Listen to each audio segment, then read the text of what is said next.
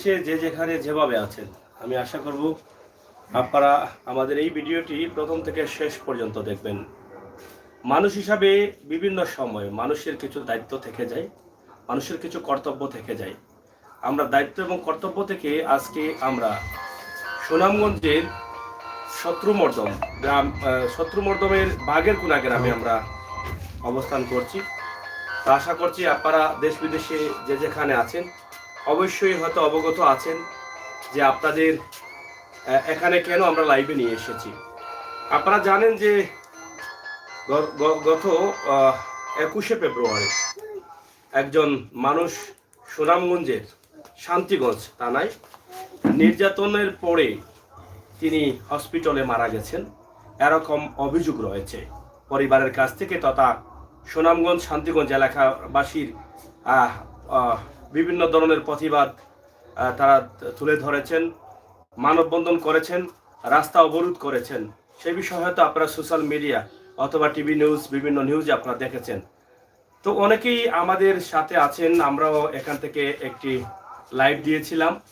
সেই লাইভের বিষয়গুলো আপনারা জানার জন্য যে বর্তমান অবস্থা এবং পরিস্থিতি কি তাদের, সেই বিষয়ে আমরা এখানে আরেকটি কথা বলে রাখি। যেখানে আছি যে উজির মিয়া মারা গেছেন পুলিশের নির্যাতনে যে অভিযোগ রয়েছে, ইতিমধ্যে আমরা যতটুকু জেনেছি এই বাড়িতে সিলেট এই সুনামগঞ্জের বর্তমান মন্ত্রী মহোদয় এম এ মান্নান মহোদয় তিনি এসেছিলেন এবং আশ্বস্ত করে গেছেন যে সুস্থ তদন্ত ধারা এর বিচার করা হবে এবং শান্তিগঞ্জ থেকে এই যে পুলিশ কর্মকর্তার উপরে অভিযোগ এসেছে তিনি এখন ক্লোজ করা হয়েছে, ওনাকে, উনি আছেন এখন হয়তো পুলিশ লাইন্সে, সুনামগঞ্জ পুলিশ লাইন্সে।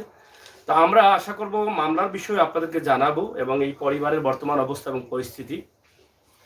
আমাদের সমাজে যে মানুষগুলো বিপদগ্রামী হয়, মানুষ যখন কোনো বিপদে পড়ে, অসহায় হয়ে পড়ে, ঠিক তখনই আমরা দেশ থেকে, বিদেশ থেকে, প্রবাস থেকে সাহায্য সহযোগিতার জন্য এগিয়ে আসি। আমি মনে করি এই পরিবারকেও বিভিন্ন জায়গা থেকে আপনাদের সহযোগিতার প্রয়োজন। কারণ যে উজির মিয়া মারা গেছেন তিনি হয়তো ভিক্ষা করতেন না, বাটপাড়ি করতেন না, চুরিচামারি করতেন না, একজন সৎ মানুষ ছিলেন। একটি মসজিদের ভারপ্রাপ্ত মুয়াজ্জিনের দায়িত্ব পালন করেছেন এবং এই বিশাল এলাকার মধ্যেও ওনার সুনাম রয়েছে। উনি কারোর সাথে কখনো খারাপ ব্যবহার করতেন না, না খেয়ে থাকতেন, মানুষের কাছে ঋণও চাইতেন না, এরকম মানুষ ছিলেন। ছোট্ট একটি মুদির দোকান ছিল, সেই দোকানের ব্যবসা করে তিনি ওনার পরিবারকে কোনোভাবে নিয়ে বেঁচেছিলেন।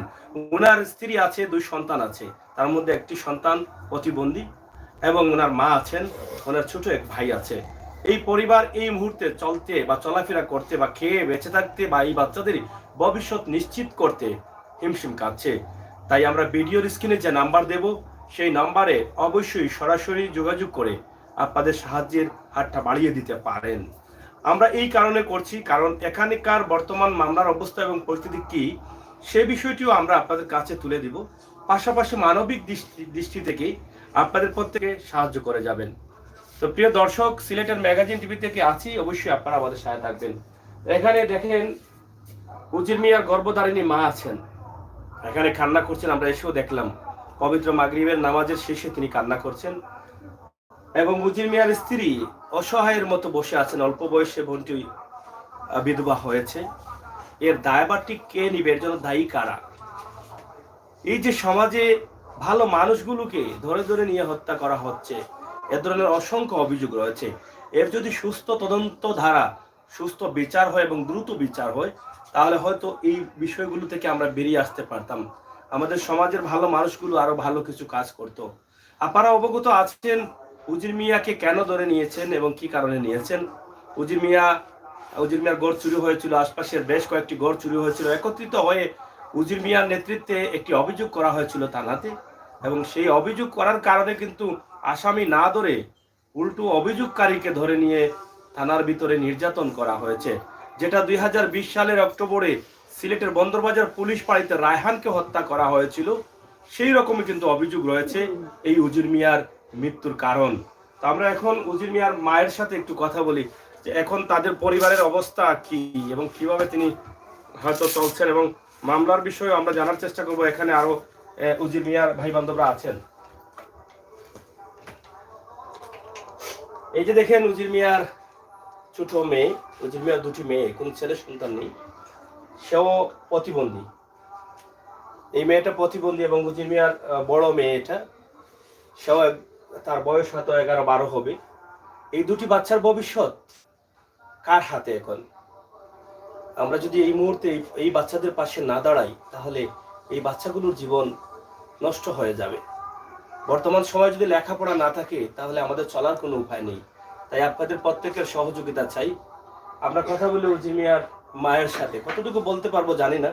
গ্রামের সহজ সরল মানুষ, কখনো ক্যামেরার সামনে যাননি, কিন্তু চোখের জল বলে দিচ্ছে যে সন্তানের জন্য কতটুকু কষ্ট করছেন।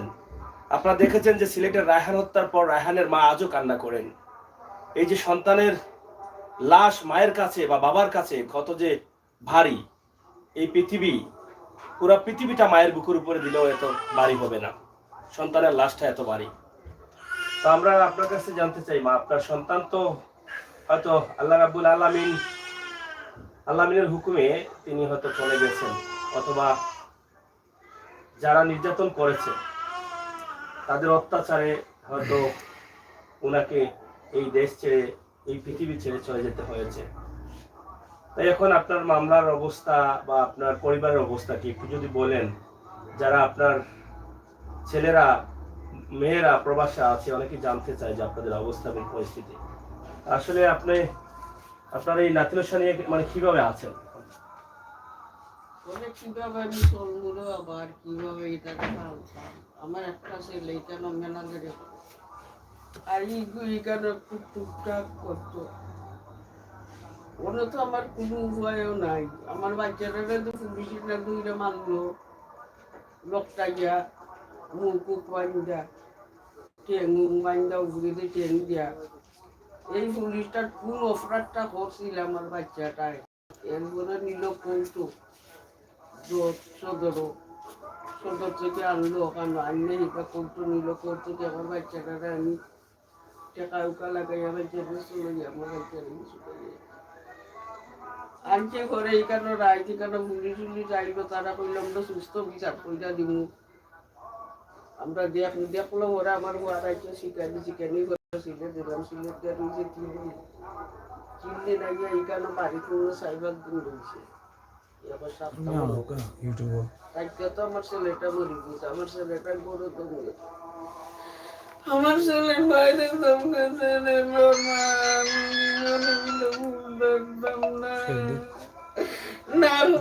মা না দেখলো বাচ্চা, না দেখলো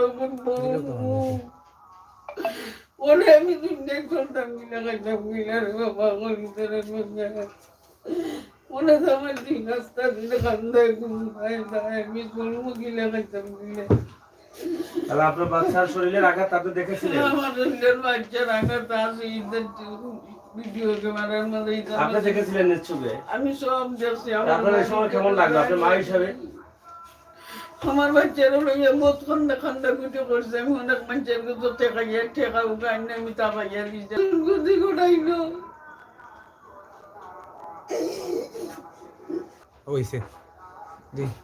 এই যে বাইরের কান্না, আসলে এই পুলিশের যদি ফাঁসি দেয় রে বাবা, আমার উর জামাল আমার বাচ্চারা খাইলা নিচে টান মারছে উড়াই না খালি কইরা তুমি টান মারছে উড়াই না খালি কইরা তুমি বাচ্চাটারে তোমরা ফাঁসি দেও। মানে বিচার চান আপনি? বিচার চাইলে বাবা আমি আমার কোনো দুঃখ না রে, খাল্লা আসো না। আমার ঘর চুরি হয়েছে, আমার বাচ্চা পুলিশ হয়েছে দুইটা আইনা দেখাইছে, আমার ঘর দেখাইছে, আমার সুর করতে ডাকাইতে করতে তো এটা লেখা নিছে, লেখা দিছে ওইয়া দিচ্ছে। এর কাছে আপনারা দেশ বিদেশ থেকে যে যেভাবে দেখছেন, এই পরিবারের পাশে দাঁড়ান। আইন শৃঙ্খলা দায়িত্বশীল যারা আছেন, ঊর্ধ্বতম কর্মকর্তা যারা আছেন, আপনারা যদি সঠিক তদন্ত ধারা, যদি এই উজির হত্যা বা উজিরের মৃত্যুতে এই যে পুলিশকে অভিযুক্ত করা হয়েছে যুক্ত বা ওনার কারণে উজিরের মৃত্যু হয়, তাহলে আপনারা আইনের আওতায় নিয়ে সুস্থ বিচার করার দাবি জানাচ্ছেন এই অসহায় সন্তান হারা মা। আমরা চাই এই বিচারটি যেন হয়। আমরা দাবি করি আপনাদের কাছে, যারা সরকারের দায়িত্বশীল আছেন, আপনারা একটিবার এসে দেখে যান এই উজিরের পরিবার এখন কি অবস্থায় আছে। উজিরের দুটি এতিম বাচ্চা কিভাবে আছে, উজিরের স্ত্রী কিভাবে আছে, এই পরিবারের এই মুহূর্তে খাবার তাদের কোথা থেকে আসছে, তারা খাবার খাচ্ছেন না উপোস থাকছেন, এই বিষয়গুলো আমাদের সমাজের আশপাশে যারা আছেন সকলের দেখার দায়িত্ব রয়েছে। যারা সরকারি দায়িত্বে আছেন, বিভিন্ন সেক্টরে আছেন, বিভিন্ন অবস্থান থেকে আপনারা এই পরিবারকে সাহায্য করতে পারেন। আপনারা এগিয়ে আসেন, এই এতিম বাচ্চাদেরকে একটু সাহায্য করেন। আমরা মায়ের কথা শুনেছি, ওনার স্ত্রীর কাছ থেকে দুই একটি কথা শুনতে চাই যে আসলে এখন ওনার অবস্থা বা ওনার পরিবারের কি অবস্থা, ওনার বাচ্চাদের ভবিষ্যৎ কি হবে। আমরা আপনার কাছ থেকে একটু জানতে চাই। আমরা তো আসলে আপনাকে সান্ত্বনা দেওয়ার মতো আমাদের কোনো বাসা নেই।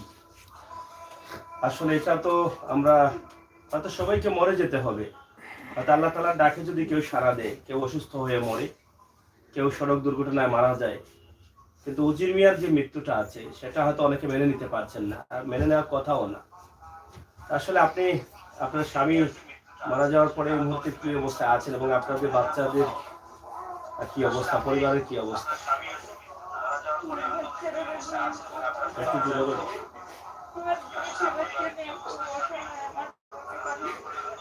সাউন্ড কমাও।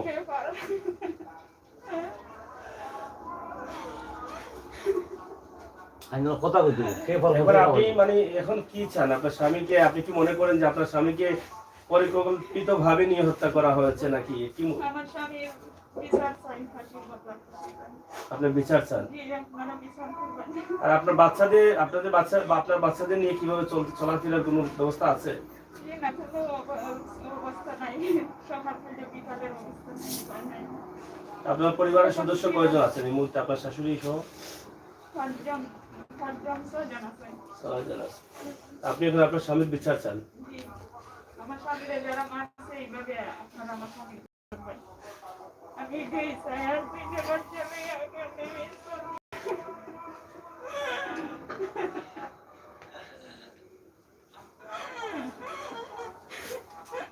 তোমার নাম কি মা? হ্যাঁ? তোমার আব্বু কই? কই তোমার আব্বু? তোমার আব্বুরে কে মারছে? পুলিশে মারছে? তোমার আব্বুকে এখন দেখো না তুমি? কই তোমার আব্বু? হ্যাঁ? এখন তোমার আব্বু, তুমি ডাকলে তোমার আব্বু ডাক শুনবে? হ্যাঁ, শুনবে না? তোমার আব্বু তোমার মজাই না হয়তো? হ্যাঁ,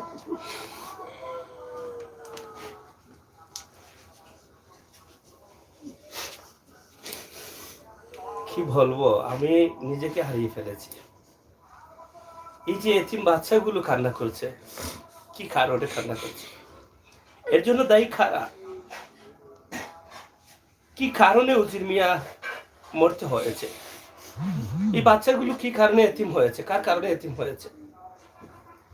আসলে আমি নিজেকেও ধরে রাখতে পারি না। যদি এর সাথে কেউ জড়িত থাকে তাহলে আমরা সুস্থ বিচার দাবি করি। আজকে এই বাচ্চাটা কাকে বাবা বলবে? একটা বাচ্চা যখন তাকে, আর একজন বাবা যখন তাকে, বাচ্চা যখন ঘর থেকে বের হয়ে যায়, বাচ্চার অনেক আবদার থাকে, অনেক দাবি থাকে যে বাবা আমার জন্য রুটি নিয়ে এসো, মজা নিয়ে এসো, চকলেট নিয়ে এসো। এভাবেই তো বাচ্চারা ধীরে ধীরে বড় হয়ে ওঠে। কিন্তু এই বাচ্চারা কাকে এখন বাবা ডাকবে? আল্লাহ তাআলা মানুষকে সৃষ্টি করেছেন, মানুষের বিপদ দিয়েছেন, কিন্তু সেই বিপদগুলো কাটিয়ে ওঠার সুযোগ আছে। কিন্তু এমন কিছু ঘটনা ঘটে যেটা আসলে আমরা মেনে নিতে পারি না। আসলে যেটা আমাকে না, পুরো জাতিকে কাঁদায়। আমার মনে হয় আজকে পুরো জাতি কাঁদবে এই ভিডিওটি দেখে। এই যে এতগুলো মানুষ কান্না করছে, এই যে মা বলছে যে আমার বাচ্চাকে মেরে আমার পরিবারটা ধ্বংস করে দিয়েছে, এই যে স্ত্রী বলছে যে আমার বাচ্চাগুলো নিয়ে কোথায় যাব, আমি এক বেলা খেলে অন্য বেলা খেতে পারি না, এর দায়ভারটা খেয়ে নেবে। এর জন্য দায়ী কারা? দায়িত্বশীল যারা আছেন সারা দেশ জুড়ে, সরকারের ঊর্ধ্বতম কর্মকর্তা যারা আছেন, আপনাদের কাছে অনুরোধ করব এরকম ঘটনা যেন আর না ঘটে। বিনা কারণে যেন কোনো শিশু বাচ্চাগুলো এতিম না হয়। এই যে আজকে এই বাচ্চাগুলো এতিম হয়েছে, শুধু এতিম একাধিক তো শেষ না, এই বাচ্চাগুলোর ভবিষ্যৎ অনিশ্চয়তায় বাঁচছে। এদের ভবিষ্যৎ কে পূরণ করবে? এদের লেখাপড়া, এদের খাবার দাবার, বিয়ে শাদী কি করবে? আমার ভাই বোনেরা, আপনারা প্রবাস থেকে আমার ডাকে অনেক সাড়া দিয়েছেন, অনেককে সাহায্য করেছেন। আমি চাই আমার এই বাচ্চাদের জন্য আপনাদের সাহায্যের একটি অংশ পাঠান। আপনারা সহযোগিতা করেন এই বাচ্চাগুলোকে সুস্থভাবে তদন্ত সাপেক্ষে যেন সুস্থ বিচার হয়, সেটা কিন্তু আমরা আশা করছি। প্রিয় দর্শক, সিলেটের ম্যাগাজিন টিভির এই ভিডিওটি আপনারা শেয়ার করুন। আজকে শুধু শান্তিগঞ্জের না, সারা বাংলাদেশের মানুষ কাঁদছে, বাংলাদেশের মানুষ কাঁদবে এই ভিডিওটি দেখার পরে। তাই আমরা চাই আপনারা আসেন, সহযোগিতা করেন এই পরিবারকে। এখানে উজি মিয়ার যে আরেকটি মেয়ে আছে, সে প্রতিবন্ধী, তার সমস্যাটা কি? চাচা? কথা বলতে পারবে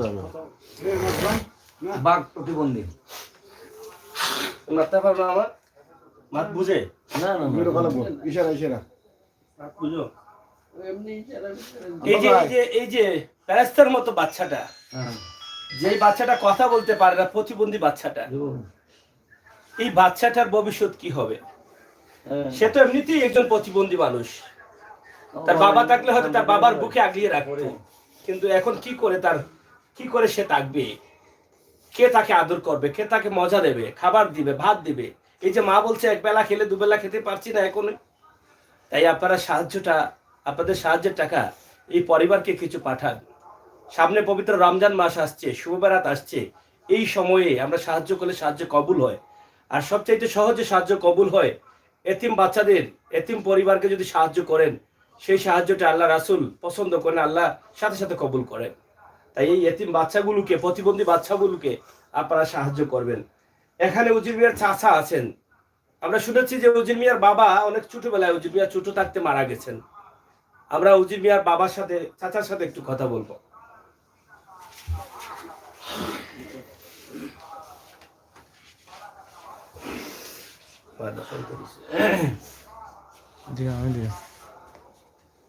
সুজন দাসের পালনটা ছুটি গেছে মাথা ব্যথা সমস্যা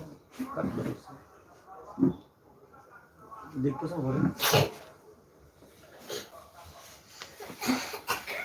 প্রিয় দর্শক, আমি আসলে যে জায়গায় আছি, উজির মিয়া কি অবস্থায় ছিলেন, হয়তোবা ঘরে দুই একটি ইট লাগানো আছে, কিন্তু ছোট ছোট দুই একটি ঘর আছে যেখানে আসলে ঠিকমতো বসা যাচ্ছে না। তা আমি একটু কথা বলতে চাই উজির মিয়া চাচার সাথে। তা আমরা আপনার কাছ থেকে জানতে চাই যে আপনার ভাতিজা তো আপনার হাতেই বড় হয়েছে, তো আপনার ভাতিজাকে কেন পুলিশ নিল? আর আপনার ভাতিজা কি কখনো কোনো খারাপ কাজ করেছিল? আমার ভাতিজা কোনো খারাপ করে না। আমার ভাতিজা বলছে টুকটাক দোকানদার ছিল, দোকানদারে করতে বলছে নি। আর ও মসজিদেরও আজান দিতে মসজিদ একটা মসজিদের ছুটি দিয়ে দিচ্ছে একটা মানুষ আছে ভাতিজা বলছে অনেক বিভিন্ন। আপনার ভাতিজাকে যে এই যে গরু চুরির একটি মামলায় ঢুকানো হয়েছে, এটা কি আপনাকে কষ্ট দেয়, আপনাকে আঘাত দেয়? তো এটা আমার ভাতিজারে মামলা দিয়েছে। এখন আপনি কি দাবি করেন, মানে এখন কি চান? আমি বিচার চাই, সত্য বিচার চাই, বুঝছেন? আমার ভাতিজার কোনের বদলা কোন চাই। আপনার যে ভাতিজা মারা গেছেন, ওনার ভাই কতদিন আগে মারা গেছেন? এই সময় উজির মিয়া কত বড় ছিল? জিমা এই সময় তার বয়স আছে 14-12। 14 বা 12। এরপর থেকে আপনি দেখাশোনা করছেন? আমি দেখাশোনা করছি। এখন বিচার চাচ্ছেন? হ্যাঁ, বিচার চাই, সত্য বিচার চাইছি। আসলে এই মানুষগুলো, এই যে দেখেন, পেস্তার মতো বসে আছেন এবং বেবুথা বাচ্চাদের মতো কান্না করছেন। এটা আসলে কি করে সহ্য করব আমরা? আসলে তাদের একটি চাওয়া যে সুস্থ বিচার। সন্তানকে ফিরিয়ে পাবো না, কিন্তু বিচারটি যদি হয় তাহলে হয়তো মনে কিছু সান্ত্বনা পাবো। আর সেই সান্ত্বনার জন্য কিন্তু তারা বসে আছেন। কিন্তু আমরা যারা সমাজে আছি, সমাজে বসবাস করি, আমাদের সামাজিক দায়িত্ব হয়ে গেছে এই পরিবারকে সহযোগিতা করা। কারণ আল্লাহ তাআলা যখন আমাদেরকে সৃষ্টি করে এই পৃথিবীতে পাঠিয়েছেন, এই পৃথিবীর খেলার মাঠে আমাদেরকে ভিন্নভাবে দিয়েছেন। আল্লাহ চাইলে কিন্তু একইভাবে একই দাসে সবাইকে করে দিতে পারতেন, কিন্তু গরিব ধনী করেছেন। এই যে সমাজে এত বড় বড় বিপদ আসছে, এখানে কিন্তু আপনাকে, আমাকে, আমাদের সকলকে আল্লাহ তাআলা পরীক্ষা করবেন। আমরা জানি মরবো, আর যদি এই পরীক্ষায় আমরা পাস করতে পারি, রেজাল্ট ভালো হয়, তাহলে সেটা পরকালে আমাদের আমলনামায় থাকবে। তাই এই সুস্থ বা ন্যায় বিচারের জন্য আপনি আমি আমরা সবাই এগিয়ে আসতে হবে। সমাজ থেকে এই সমস্ত অপকর্ম দূর করতে হবে, অত্যাচারীদের দূর করতে হবে সবার সহযোগিতায়, এবং এই বিপদে এই পরিবারের পাশে থাকতে হবে। যার যা তৌফিক আছে যে যেভাবে পারেন এই পরিবারকে সহযোগিতা করতে হবে। তাতেই হয়তো মনে হবে যে আমরা নবীর উম্মত হিসাবে এসেছি, সেই নবীর কিছুটা হলেও আদেশ আমরা পালন করার চেষ্টা করছি।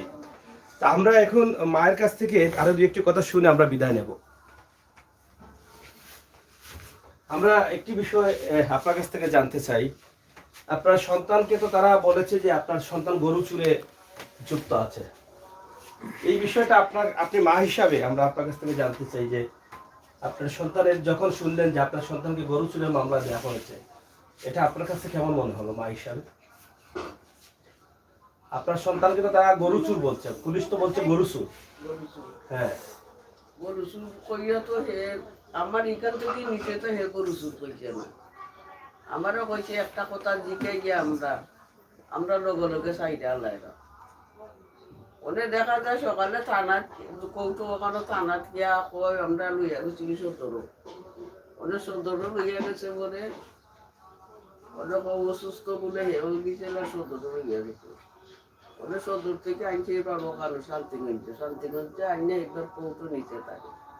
কোর্ট থেকে এসে আমার খাইন্দা কুটটা আমি ছুটাইয়া আমার পরে আমি ঠাইনা আটশো পারে না দুটো টেঙ্গি ঠাইনা টুইনা তুমি তাতে বাড়িতে এসে পরে উঠি যে রাস্তার শিকারি না আমি ওটা বলতে চাই যে আপনার সন্তান তো ভালো ছিল, কোনোদিন চুরি করে নাই। না কোনোদিন চুরি এখন যে মামলাতে সে আপনার সন্তানও মারা গেল, আবার বলছে সে চুর ছিল, গরু চুরির মামলা ঢুকিয়ে দেওয়া হয়েছে। এটা আপনার জন্য কষ্ট না ভালো? আর এটা আপনার কষ্ট লাগে না? কষ্ট লাগবে না নি আপনার সন্তান কি কখনো গরু চুর ছিল? যাচাইও কইরা যাইলা কারণ তো ফোন নাই কেন চুর তোমার দুঃখ লাগছে, আসমান ব্যাংকে বাধা পড়ছে, কত লাগছে আমার বালা বাচ্চারে তারা চুর কইছে ডাকাইতে কইছে তা আমার দুঃখ লাগবো না কিলারে বাবা কইছে আমার বালা বাচ্চাটা না মারছে। আচ্ছা, আপনার স্বামীকে যখন চুর বলছে তখন আপনার বা এখন যে আপনার শুনছেন যে একটা চুরির মামলায় আপনার স্বামীকে দেখানো হয়েছে যে সে গরু চুরির মামলায় সে আসামি, এটা আপনার দেখার পরে বা শোনার পরে কেমন লাগছে আপনার? আমার খুব খারাপ লাগছে, আমার বালা স্বামীরা মানে মিথ্যাকে কথা বলল। আমার স্বামী খুব ভালো, তো কোনো রেকর্ড নাই। এই যে চুর বলছে এটা আপনার কষ্ট লাগে? জি, আমার কষ্ট লাগছে। বালা স্বামীরা নিয়ে দোষী বানাইছে। আপনারা এদের সুস্থ বিচার করবেন। এই যে মা বা এই বোন, তারা কখনো ক্যামেরার সাথে কথা বলেন না, গ্রামের সরল সহজ মা বোন, তারপরও তাদের সন্তানের বিচার পাওয়ার জন্য বা উনার স্ত্রীর স্বামী বিচার পাওয়ার জন্য কিন্তু কথা বলছেন। তাদের যে কষ্টটা আছে সেটা হয়তো সঠিকভাবে তারা বলতে পারছেন না, কিন্তু সেই কষ্ট যদি তারা খুলে বলতে পারতেন, সাহস করে ক্যামেরার সামনে বলতে পারতেন, আমার মনে হয় সারা দেশের মানুষ এখানে চলে আসতেন। তারা ক্যামেরার আগে যে কথাগুলো বলেন বা যেভাবে কান্না করেন সেটা ক্যামেরার সামনে এসে করতে পারেন না, কারণ এই কারণে ক্যামেরা দেখে বা লাইটিং দেখে তারা ভয় পাচ্ছেন। তারপরও আমরা যারা সমাজের সচেতন মানুষ আছি, আমরা অনেকটা বুঝতে পারছি যে আসলে এখানে ঘটনা কি। আমরা কাউকে দোষী করছি না। এই পরিবার যখন তারা বলছেন যে তাদের স্বামীকে ধরে নিয়ে পুলিশ অত্যাচার করেছে, সেই অত্যাচারে সে মারা গেছে, এরকম অভিযোগ তাদের রয়েছে।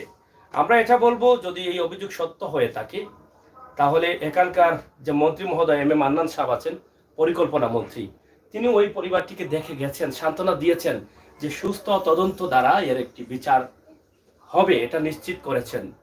আমরা আশা করব সেই কথাগুলো সাথে একাত্মতা ঘোষণা করে যেন দায়িত্বশীল যারা আছেন সুষ্ঠু তদন্ত করে এই পরিবার তাদের বিচার পায়। পাশাপাশি সরকার থেকে অথবা মন্ত্রী মহোদয়ের পক্ষ থেকে এই পরিবারের প্রতি আমরা সুদৃষ্টি কামনা করছি।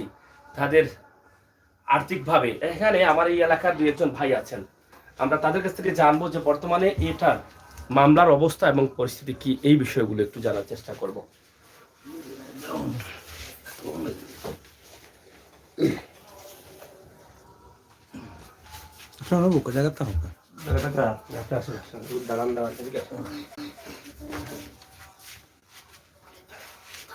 আমরা আপনার কাছ থেকে জানতে চাই যে আপনার তো চাচাতো ভাই উজির মিয়া। জি।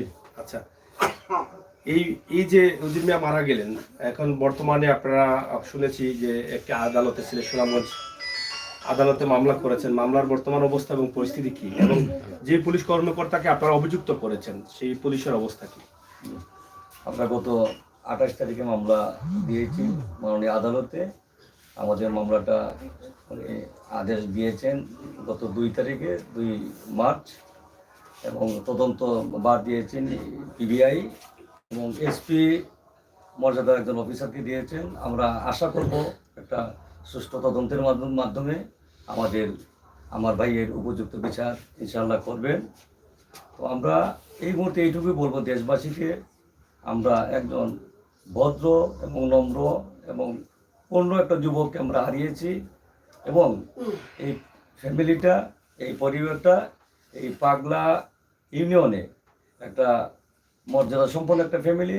যদিও সে একজন গরিব মানুষ, তার বাবা ছিলেন খুবই একজন ভদ্র মানুষ, এই গ্রামের একজন লোক, ওনাকে খারাপ বলার কোনো সুযোগ নেই। এই দীর্ঘদিন বিদেশেও ছিলেন, হজ করেছেন, পাশাপাশি উজিরও প্রায় 7-8 বছর বিদেশে ছিল, সেও হজ করেছে, এবং দেশে ফিরে আসার পর ওই তার আব্বা খুব অসুস্থ হয়ে পড়েন। অসুস্থতার কারণে চিকিৎসার খাতে তার আব্বার পিছনে প্রচুর টাকা ব্যয় হয়েছে। যে টাকা ওনারা আয় করেছিলেন বিদেশে পরিশ্রম করে, সেই টাকাগুলো ওই চিকিৎসার খাতে খরচ করেছেন। ওই চিকিৎসাতে আমিও ছিলাম, আমিও আমার চাচাকে 1-2টা খাল বিল সে ওইগুলা ফিশিং করতো, ওগুলা বিক্রি করতো, মাছ ধরে বিক্রি করতো, এটাই ছিল তার পেশা। আর পাশে ওই গ্রামে একটা মসজিদ আছে রসুলপুর গ্রামে, সেখানে সে বদলি মুয়াজ্জিনের কাজ করতো। মুয়াজ্জিন ছুটিতে চলে গেলে সে আজান দিত এবং সে 5 ওয়াক্ত নামাজ পড়তো। তো কিছুদিন আগে যখন ওই গ্রামে চুরি চামারি বেড়ে গেল, 40 থেকে 50টা ঘর চুরি হয়েছে, পাশাপাশি তার ঘরটাও চুরি হয়েছে। গরিব মানুষ, তার ঘরে 15,000 টাকা ছিল, ওই টাকাটা সে নিয়ে গেছে চুরে। তো তার ঘরটা চুরি হওয়ার পরে যখন সে গ্রামের লোকজনকে সংগঠিত করে সে প্রতিবাদ করা শুরু করলো।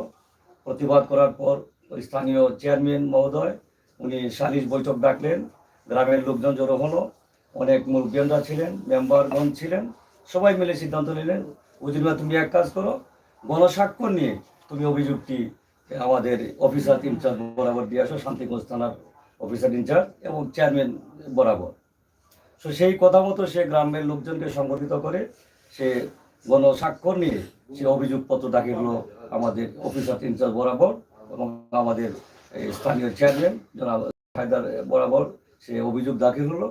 পরে দেখা গেল 4-5 দিন পর সে উল্টো সে অভিযুক্ত হয়ে সে তাকে পুলিশে ধরে নিয়ে গেল। এই অভিযোগটা দেওয়ার পরে উজির আলীকে অভিযোগটা দেওয়ার পরে অভিযোগ দেওয়ার পরে কি কখনো মানে উজির মিয়ার ঘর বা উজির মিয়া যে বলছিলেন যে আমার ঘর চুরি হয়েছে, পুলিশ কি ইনকোয়ারি করেছিল উজির মিয়ার ঘর? কখনো সে পুলিশ ইনকোয়ারি করে নাই। আমরা অভিযোগ দিয়েছি, অভিযোগ তো দেওয়ার পরে আমরা অপেক্ষা ছিলাম। আমাদেরকে বলেছিল আমাদের অফিসার ইনচার্জ 2-1 দিনের মধ্যে অভিযুক্ত যত চোর আছে এই এলাকার সবাইকে আমরা ধরবো, কিন্তু উল্টো চোরকে তো ধরেই নাই, বরং অভিযোগকারী যে ছিল উজির তাকে ধরে নিয়ে গেছে। এবং তার সাথে আরো 2 জন এই এলাকার, তার সাথে আরো 2 জন, তাদের ঘরও চুরি হয়েছে, তারও দোকান চুরি হয়েছে। একটা ছেলে আছে তার নাম আক্তার, তার একটা ছোটখাটো দোকান ও উজিরের পাশেই তার দোকানটাও চুরি হয়েছে এবং সেও অভিযুক্ত হয়ে চোরের মামলায় সেও তাকে আদালতে যেতে হয়েছে। এখন আপনাদের যে এই যে মামলা করেছেন, মামলার অবস্থা কি? মামলা কি এফআইআর হয়েছে বা মামলা? আমাদের মামলা এখনো এফআইআর হয়েছে কিনা জানি না, তবে 2 মাসের সময় নিয়েছেন মাননীয় আদালত। পিবিআইকে 2 মাসের সময় দিয়েছেন, 2 মাসের মধ্যে তদন্ত করে রিপোর্ট দাখিল করার জন্য। আমরা এটুকু জানি। মন্ত্রী মহোদয়ের কাছ থেকে আমাদের মন্ত্রী মহোদয় আমাদের বাড়িতে এসেছিলেন, এতিম বাচ্চাদেরকে দেখেছেন, স্ত্রীকে দেখেছেন, তার মাকে দেখেছেন, আমাদেরকে কথা দিয়েছেন ইনশাআল্লাহ সুষ্ঠু তদন্তের মাধ্যমে উপযুক্ত বিচার হওয়ার জন্য আমি যতটুকু সাহায্য করার ইনশাআল্লাহ আমি করব। এখন কি মনে করছেন এই পরিবারকে মানে দেশ বিদেশের বন্ধুরা বা সরকারিভাবে সাহায্যের প্রয়োজন আছে বলে? অবশ্যই আছে। একটা বাচ্চা প্রতিবন্ধী, একটা বাচ্চা তার ক্লাস 5-এ পড়ে, তার বৃদ্ধা মা আছেন এবং বিধবা স্ত্রী এবং একটি ছোট ভাই আছে। অবশ্যই দেশ বিদেশে যত ভাই বন্ধু আছেন, বিদেশ থেকে যারা আছেন, সবাই যদি একটা সাহায্যের হাত বাড়িয়ে দেন তাহলে এতিম বাচ্চাদের একটা ইনশাআল্লাহ একটা ভালো ব্যবস্থা হবে। আর আমি পাশাপাশি যেহেতু আমাদের মন্ত্রী মহোদয় এম এ মান্নান মহোদয় এখানে এসেছিলেন, উনিও ইনশাআল্লাহ একটা ভালো ব্যবস্থা করবে, এটা আমাদের দৃঢ় বিশ্বাস। আপনারা বিশ্বাস করেন? আমরা অবশ্যই আপনাদের বিশ্বাস করি। মামলাতে আসামি কয়জনকে করা হয়েছে? আমরা আসামি দিয়েছি স্পেসিফিক 2 জনকে, এসআই দেবাশিস এবং এসআই আলাউদ্দিন।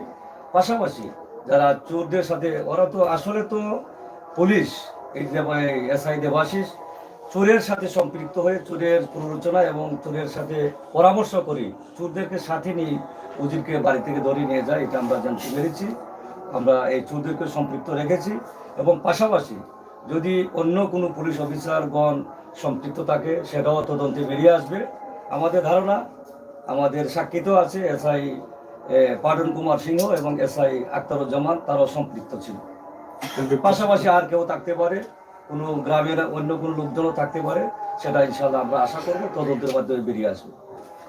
প্রিয় দর্শক, যেহেতু এখানে এসেছেন, সুস্থ একটি বিচার হবে সুস্থ তদন্ত দ্বারা, সেই প্রত্যাশায় তাদের পক্ষ থেকে হোক আর যেভাবে হোক আপনারা যেভাবে পারেন এই পরিবারের পাশে এসে দাঁড়া সহযোগিতা পাই। ওনার নাম্বারটি কি আছে আপনার কাছে?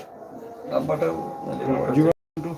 0172 26 26 60 60 99 99 25 25। আবার একটু বলেন। 0172 0172 660 660 9925 9925। নামটা কি? ডালিম। ডালিম। আমরা এই নাম্বারটি সরাসরি বলে দিয়েছি, আপনারা চাইলে এখানে আপনারা সরাসরি দিতে পারেন বা এর আগের যে ভিডিওগুলো দিয়েছি সেই ভিডিওতে সরাসরি উজির মিয়ার, নিহত উজির মিয়ার ছোট ভাই ডালিমের নাম্বারটি সরাসরি দিয়েছি। আপনারা দেশ বিদেশ থেকে কল দিয়ে এই এতিম বাচ্চাদের একটু খবর নেবেন, যতটুকু পারেন সাহায্যের হাত বাড়িয়ে দেবেন। আপনারা সবাই ভালো থাকবেন, সুস্থ থাকবেন, নিরাপদ রাখবেন। আর আমরা এই যে আজকে ভিডিওটি করেছি, আমরা এটাই চাই যে সঠিক তদন্ত ধারা সুস্থভাবে যেন তদন্ত উৎপাদন করে, যারা দোষী আছেন দোষীদের সাব্যস্ত করে আইনের আওতায় নিয়ে বিচার কার্য করা হয় এবং বিচারের আওতায় তাদেরকে শাস্তি দেওয়া হয়। সেই দাবি কিন্তু তাদের পরিবার থেকে উঠেছে এবং পরিবার থেকে করছেন। তো প্রিয় দর্শক, এই ছিল আমাদের আজকের ভিডিও। আমরা সুনামগঞ্জের শত্রু মর্দম বাগেরকুনা গ্রাম থেকে, যেটা পাগলা পূর্ব যাবার আগেই হাতের ডান দিকে, সিলেট থেকে আসতে হাতের ডান দিকে অথবা সুনামগঞ্জ থেকে আসতে হাতের বাম দিকে এই বাড়িটি রয়েছে। আপনারা যদি কোনো ভাই বন্ধু সরাসরি এই পরিবারকে দেখতে চান, সাহায্য করতে চান, তাহলে আপনারা আসতে পারেন একদম সহজে। সুনামগঞ্জ সড়ক থেকে আপনি এখানে আসতে হলে, আপনি যদি হেঁটে আসেন তাহলে আপনার 5 মিনিট লাগবে।